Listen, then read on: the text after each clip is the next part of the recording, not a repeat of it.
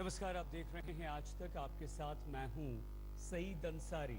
इस वक्त हम आपको सीधे लिए चलते हैं। ये वो तस्वीर है जो हमारे जवानों को श्रद्धांजलि देने की तस्वीर है।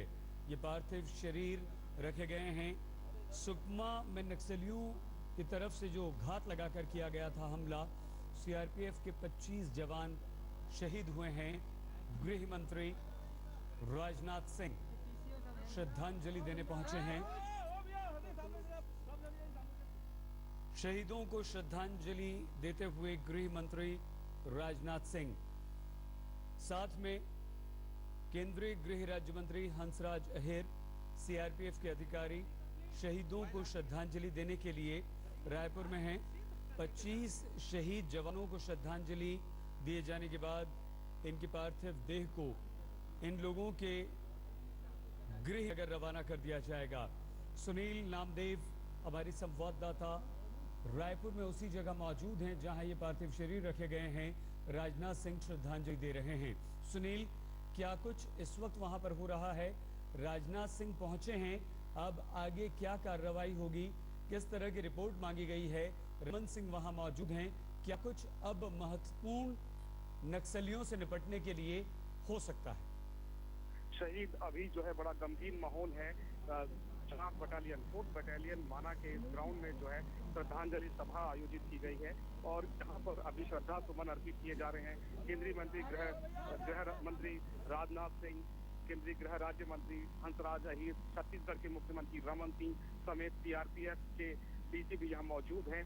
इसके बाद जो है तमाम जो शहादत देने वाले वीर सिपाही हैं, इनके पार्थिव शरीर को उनके गृह ग्राम रवाना किया जाएगा।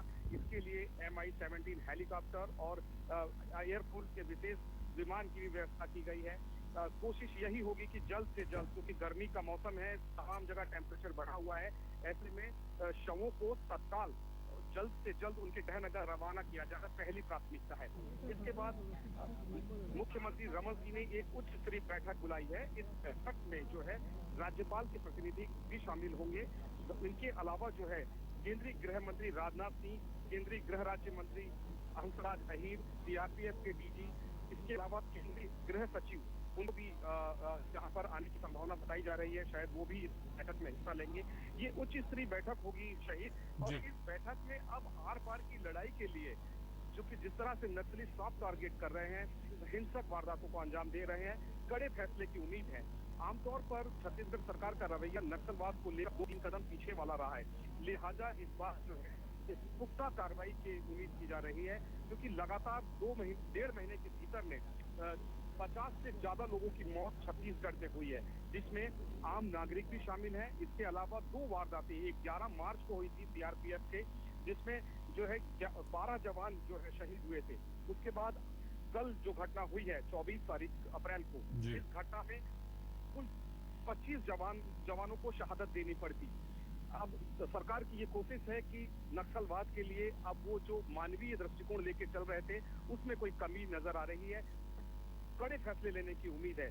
कहा जा रहा है कि ग्रामीण जिस तरह से नक्सलियों को ढाल बनाकर सुरक्षा बलों तक ले जाते हैं, उससे ज्यादा कैजुअल्टी हो रही है। उससे क्योंकि सुरक्षा बल जो है वो गोलियां नहीं चला पाते आम ग्रामीणों पर, और ना ही उनको इस तरह के ऑर्डर है कि आम ग्रामीणों पर किसी भी तरह की गोलीबारी की जाए। इसका भरपूर फायदा नक्सली उठा रहे हैं और वो एक तरह से बड़ी चालाकी से आम ग्रामीणों के बीच में छिपकर हमला करते हैं।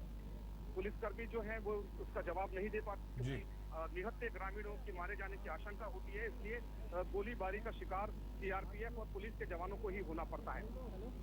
शहीद अभी जो है श्रद्धांजलि सभा समाप्त हो चुकी है। तमाम जो वीवीआईपीज हैं उन्होंने माल्यार्पण कर शहीदों को अंतिम विदाई दी है। अब इस बाद सीआरपीएफ और सुरक्षा बलों के तमाम अधिकारी और प्रतिनिधि जो है अपने श्रद्धा सुमन अर्पित कर रहे हैं। शहीद जवानों के ज्यादातर जवान बिहार, झारखंड, तमिलनाडु और मध्य प्रदेश के हैं, लिहाजा अब प्राथमिकता होगी कि शहादत देने वाले तमाम जवानों को जल्द से जल्द उनके गृह नगर रवाना किया जाए।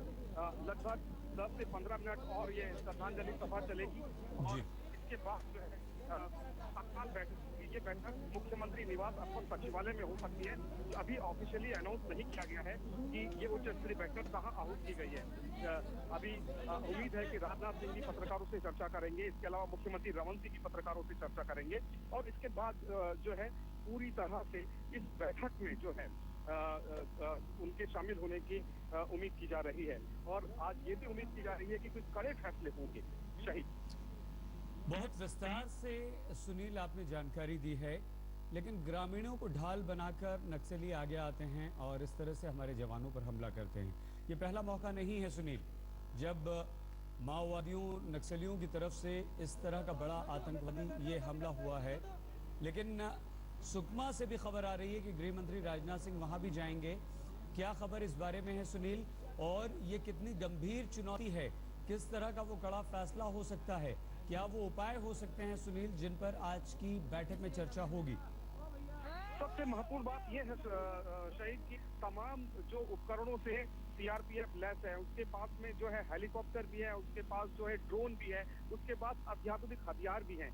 बावजूद उसके उन्हें नक्सल मोर्चों पर जो है कहीं ना कहीं जो है कुछ ऐसी घटनाएं हो रही हैं जिसके कारण उन्हें जान माल का नुकसान उठाना पड़ रहा है और ये महत्वपूर्ण बिंदु जो है इसी पर ही चर्चा होगी कि कैसे आक्रामक बनाया जाए सीआरपीएफ को, क्योंकि सबसे ज्यादा शहादत देने वाले जवान सीआरपीएफ के ही हैं। अभी एक महत्वपूर्ण बात और यही आ रही है कि नक्सली किसी भी हालत में कच्ची सड़कें हैं उनको पक्की नहीं होना देना चाहते और सरकार की हमेशा कोशिश रही है कि जिस आसानी से कच्ची सड़कों में लैंडलाइन ब्लॉक होता है उसको समय रहते और जल्द से जल्द उसको जो है पक्की सड़कों में तब्दील किया जाए और सीआरपीएफ के जवान एक बड़ी चुनौती अपने साथ में लिए हुए हैं। दो तरह की बातें सुनील जो आपकी बात से समझ में आ रही है। पहले ये कि हमारा इंफ्रास्ट्रक्चर मजबूत किया जाए, सड़कें पक्की बनाई जाएं, संचार व्यवस्था वहां पर दुरुस्त की जाए ताकि नक्सलियों के किसी भी मूवमेंट की हमें खबर हो और हम उन्हें ध्वस्त कर सकें। और दूसरा ये कि सीधे सीधे हर तरह से सक्षम होने के बावजूद हम मानवीय दृष्टिकोण अपनाते हुए जो कार्रवाई नहीं करते हैं, क्या अब इस बात की संभावना सुनील कि वो मानवीय दृष्टिकोण रखते हुए सख्त कार्रवाई की जाए, नक्सलियों को ढेर किया जाए, कोई इस बात की संभावना? बिल्कुल शहीद, अभी एक जो हमें जानकारी मुख्यमंत्री सचिवालय से मिली है, जो वो सूत्र हैं वो ये बता रहे हैं कि आज की बैठक में महत्वपूर्ण हिस्सा होगा मानव अधिकारों के उल्लंघन को लेकर, क्योंकि नक्सली और ग्रामीण जो है खुले तौर पर जो है सीआरपीएफ और पुलिस और केंद्रीय सुरक्षा बलों के जो दूसरे दस्ते हैं उनको जान माल का नुकसान पहुंचाते हैं, लेकिन इन जवानों के मानव अधिकारों के लेकर कोई चर्चा नहीं होती।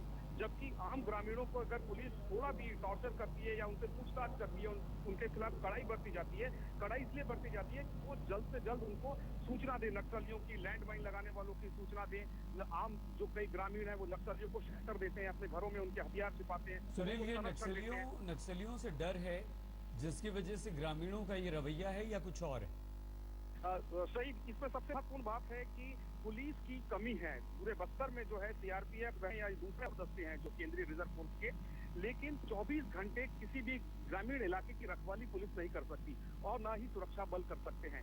कुछ मोमेंट्स के लिए, चंद पलों के लिए जवान आते हैं, लेकिन अक्सर जो है 1 घंटा 2 घंटे के लिए जवान आते हैं किसी गांव में सुरक्षा को लेकर, उसके बाद वो अपना अलग रुख और तैयार कर चले जाते हैं अलग मार्ग पर। सुनील, क्या हम ये कह सकते हैं सुनील क्या हम ये तस्वीरें दिखा दें अपने दर्शकों को, फिर आपसे करते हैं। सुनील, ये 3 तस्वीरें हैं, अंतिम विदाई दी जा रही है। गृह मंत्री राजनाथ सिंह, छत्तीसगढ़ के मुख्यमंत्री रमन सिंह और हंसराज अहीर गृह राज्य मंत्री के साथ श्रद्धांजलि दे चुके हैं हमसे कुछ देर पहले। सुकमा हमले की तस्वीरें हैं, यहीं पर यह हमला हुआ था जो जगह हम आपको दिखा रहे हैं और शहीदों को गार्ड ऑफ ऑनर दिया गया है, यहाँ पर सलामी दी गई है। सुनील, जो बात हम आपसे कर रहे थे, क्या ग्रामीणों में दखल ज्यादा सीआरपीएफ के जवानों की है या नक्सलियों की, या नक्सली उन्हें ज्यादा प्रभावित कर जाते हैं? सुनील, हमारा संपर्क हमारे संवाददाता सुनील नामदेव से कट गया है, उनसे हम आगे बातचीत करेंगे, लेकिन उससे पहले हम आपको दिखाते हैं वो जगह जहां कल सुकमा में 25 सीआरपीएफ के जवानों को नक्सलियों ने शहीद हुए जवानों पर अब राजनीतिक प्रतिक्रियाएं आनी शुरू हो गई हैं। सभी ने एक सुर में इन हमलों की और इस शहादत की निंदा की है। नक्सलियों पर कड़ी कार्रवाई की मांग भी राजनीतिक दलों की तरफ से हो रही है। एक सवाल मेरे मन में उठता है कि क्या कर रही थी छत्तीसगढ़ की सरकार, लोकल पुलिस, लोकल इंटेलिजेंस, 300 से ज्यादा लोग इकट्ठे थे, एक तरह के ड्रेस और यूनिफॉर्म में थे, क्यों ये इनपुट सीआरपीएफ को नहीं दिया गया? अगर उन्हें मालूम होता कि 300 लोग हैं तो इस तरह हमारे जवान नहीं मारे जाते। ये पूरी तरीके से छत्तीसगढ़ सरकार के जो ग्राउंड सपोर्ट चाहिए वो न मिलने की वजह से, इंटेलिजेंस न होने की वजह से हुआ है, और केंद्र और प्रदेश की सरकार पूरी तरह विफल रही है। मेरी तरफ से तो संवेदनाएं हैं, दुख है, लेकिन मोदी जी उनको फूल चढ़ा देंगे, दो शब्दों में शोक व्यक्त कर देंगे, फिर अगले मरने वालों का इंतजार करेंगे। ये एक फौरी जिम्मेवारी है सेंटर की। उनके कई राज्यों में उनकी सरकारें हैं, उसमें छत्तीसगढ़ उनकी सरकार है, और छत्तीसगढ़, झारखंड ये ऐसे राज्य हैं जहाँ ये प्रॉब्लम लंबे समय से है। तो ये एक समय है जहाँ वो पॉलिटिकल पार्टीज के साथ एक विमर्श में नक्सल समस्या को लेकर के लाएं, और इसका कहीं ना कहीं एक जो जमीनी तौर पर जिसका सार्थक समाधान ढूंढा जा सकता है वो ढूंढने की जरूरत है। हम बने हुए हैं इसी खबर पर, कुछ ही देर में होते हैं हाजिर। पूछता है आज तक, शहादत कब तक? देखते रहिए आज तक।